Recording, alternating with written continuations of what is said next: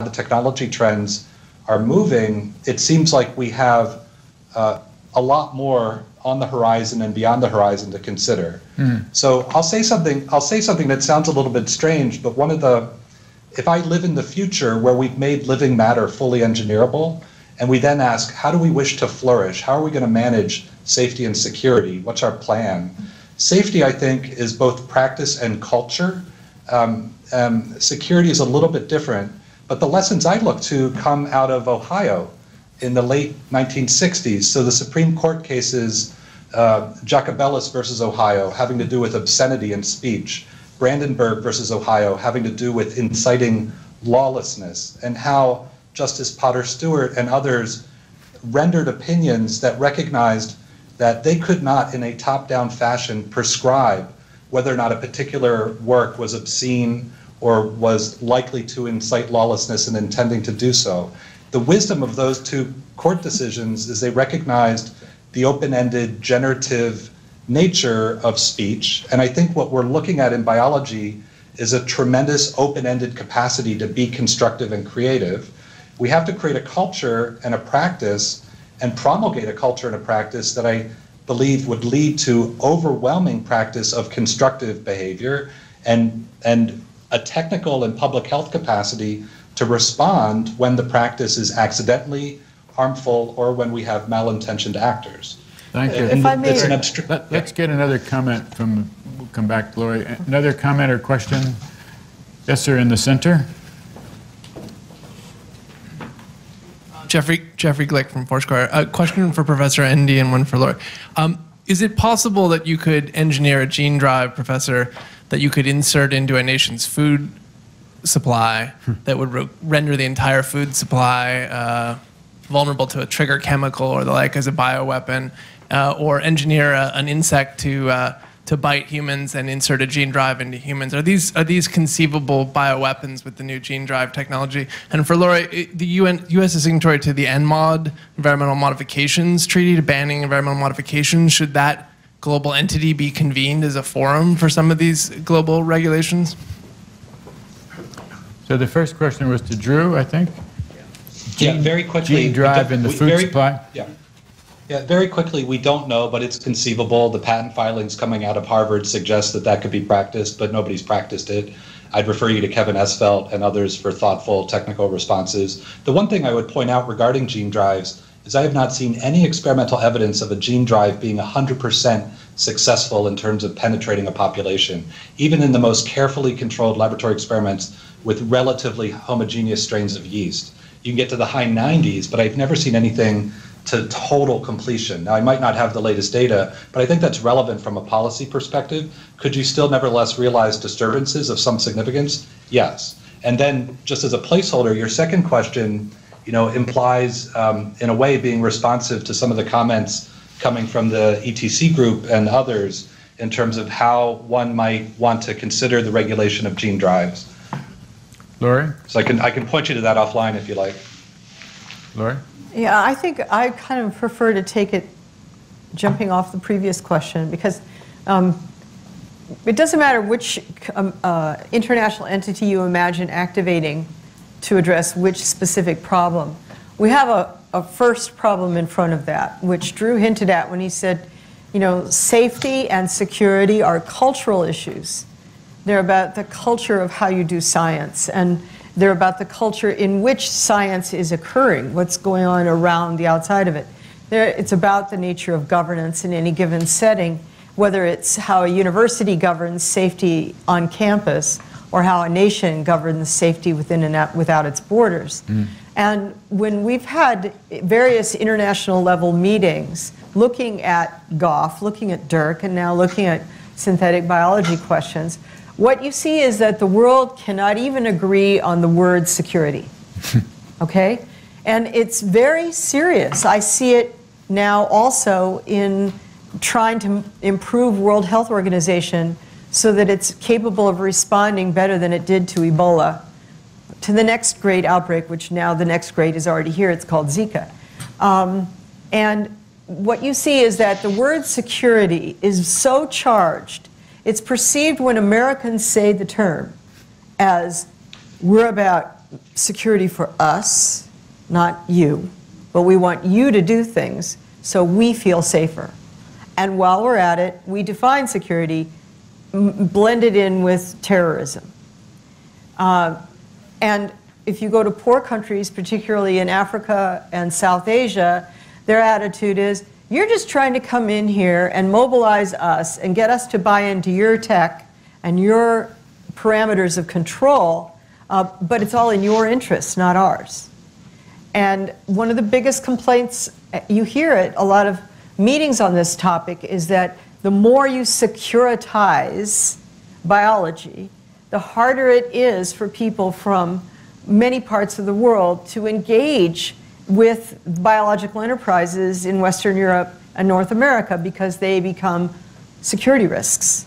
So if you're a really smart 18-year-old in Afghanistan who knows a lot and is super precocious and ready to take on the next great CRISPR revolution, it's a lot harder for you to get clearance to come to Stanford compared to, say, a kid from Shenzhen or a kid from Palo Alto.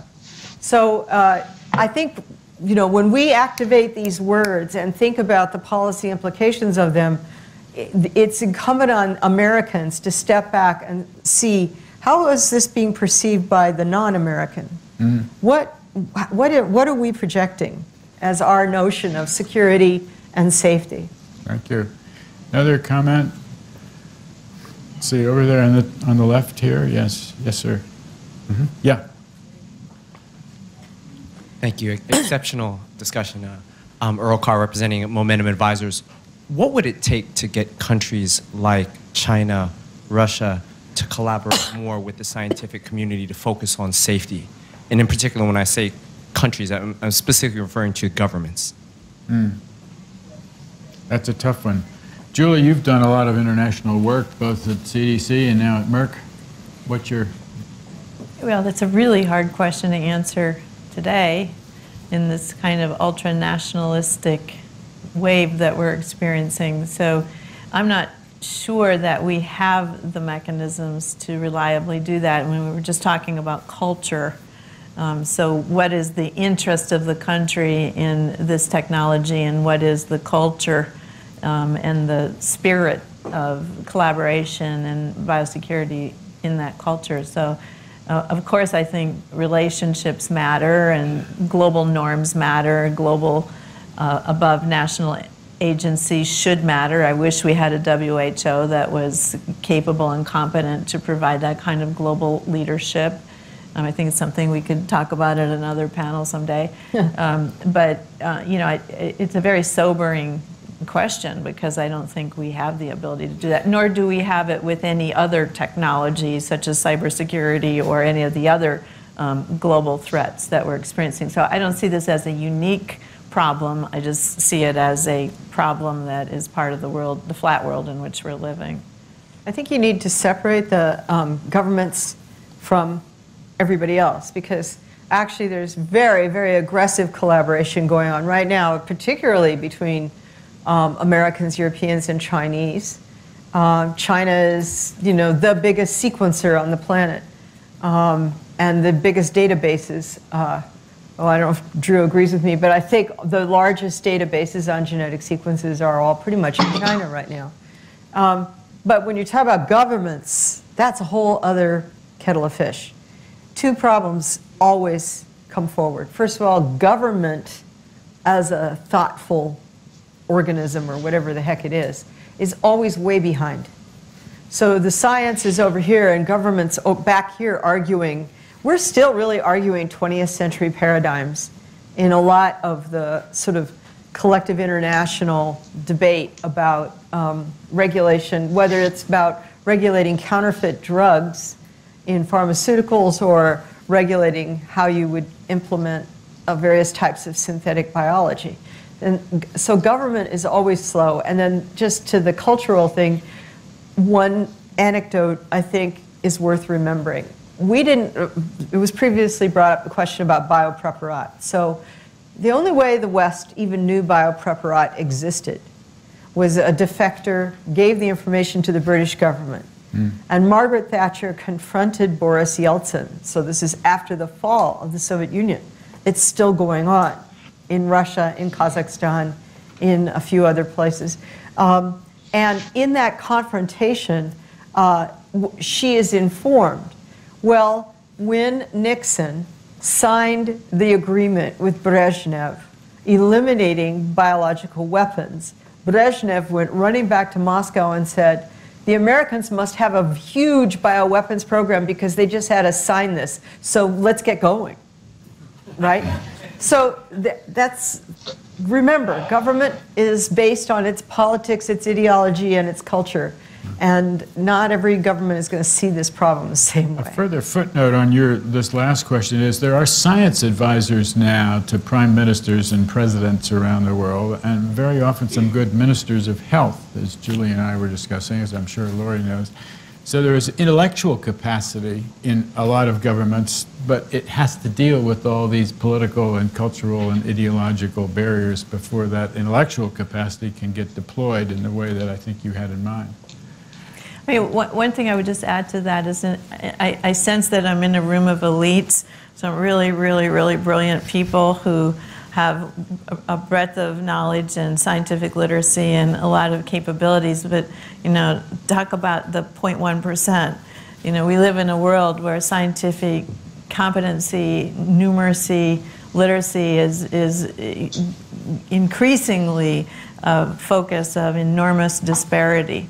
And so the people at the level who can take in this kind of conversation and participate in it in the debate or the dialogue versus the citizenry of the nation, you know, that is becoming increasingly large, a chasm, a huge gap.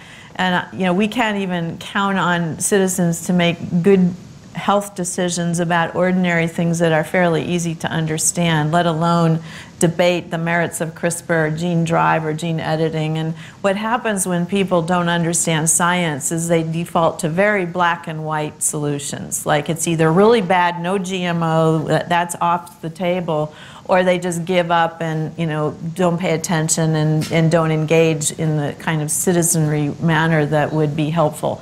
So I think we have to accept the reality that not only do we have to deal with the environment, the safety and security environment of these technologies, but we also have to deal with the fact that we really need to help people understand what they are. And that's a tall order.